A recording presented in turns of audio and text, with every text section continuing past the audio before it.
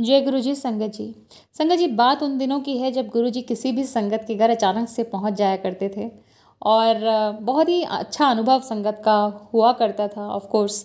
तो एक aunty, Renu aunty, जिनकी जलंधर मंदिर में चाय प्रसाद की जनरली सेवा लगी होती थी, तो वो संगत में ही बैठी होती हैं, गुरुजी के दरबार में होती हैं। तो गुरुजी कहते हैं आंटी तेरे घर आऊँगा। आंटी बड़ी खुश हो जाती हैं, चलिए भी गुरुजी आने वाले हैं घर में।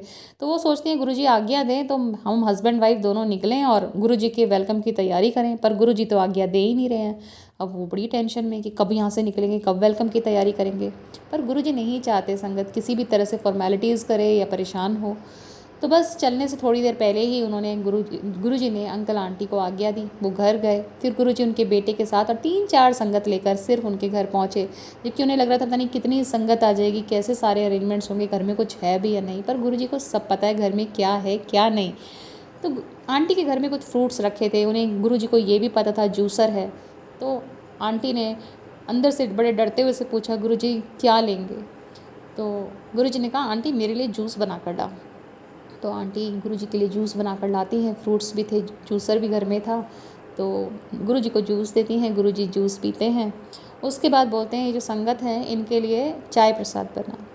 तो आंटी उनके लिए चाय प्रसाद बना के लाती हैं और फिर बस उनको दर्शन कराते हैं।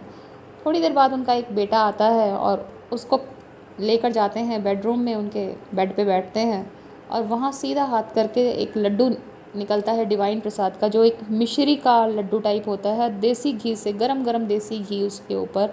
गुरुजी का पूरा हाथ देसी घी में हो जाया करता था जब वो सचखंड का प्रसाद, डिवाइन प्रसाद निकाला करते थे। उन्हें थोड़ी तकलीफ़ भी होती थी, तो संगत आंटियाँ जो हैं वो उनका हाथ धुलाया करती थी वो देसी घी का, और उसके बाद उसी जल को जो उनके हाथ से धुला हुआ होता था उसे एज एन अमृत वो ग्रहण करते थे, पीती थी संगत उस। और वो छोटा सा लड्डू गुरुजी के हाथ में लगता, पर वो इतना बड़ा हो जाता जब वो संगत के हाथ में आता। और कई बार उन्होंने संगत में भी, दरबार के अंदर भी ऐसे ही डिवाइन प्रसाद संगत को दिए। और फिर जब वो लड्डू इतना बड़ा हो जाता था तो फिर वो कहते थे कि थोड़ा थोड़ा ये प्रसाद सबको दो, और सारी संगत में वो लड्डू बटा करता था संगत जी। तो गुरुजी जब भी कोई सेवा संगत को देते हैं, आज भी जो भी सेवा मिलती है वो गुरुजी ही सुनिश्चित करते हैं कि संगत किस तरीके से कर पाए।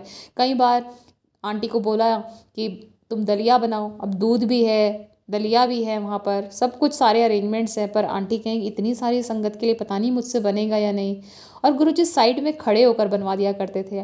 आंटी बनाए जा रही हैं, जब आंटी लेकर आती हैं भोग लगाने के लिए, और गुरुजी कहते हैं बहुत ही टेस्टी दलिया बना है आंटी,